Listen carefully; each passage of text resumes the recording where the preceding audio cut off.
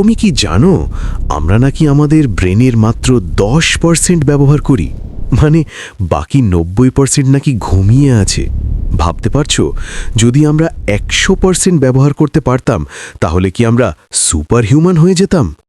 মাথা দিয়ে অসাধারণ হিসাব, অসম্ভব স্মৃতি, টেলিপ্যাথি পর্যন্ত। কিন্তু আসল সত্যটা একটু আলাদা। এই 10% থিওরি পুরোপুরি একটা মিথ। বিজ্ঞানীরা যখন এমআরআই স্ক্যান করে মানুষের ব্রেন পরীক্ষা করেন, তারা দেখেন আমরা প্রায় পুরো ব্রেনই ব্যবহার করি। হ্যাঁ, একসাথে সব অংশ নয়, কিন্তু প্রতিটা অংশের নিজস্ব কাজ আছে এবং দিনের বিভিন্ন সময় সব অংশই সক্রিয় থাকে। তাহলে 10% কথাটা এলো কথা থেকে? সম্ভবত পুরনো ভুল ব্যাখ্যা আর মোটিভেশনাল গল্প থেকে, যেটা বারবার শুনতে শুনতে আমরা সত্যি মনে করে ফেলেছি। তাহলে বলো তো, তুমি কি এতদিন এই 10% মিথটা বিশ্বাস করতে?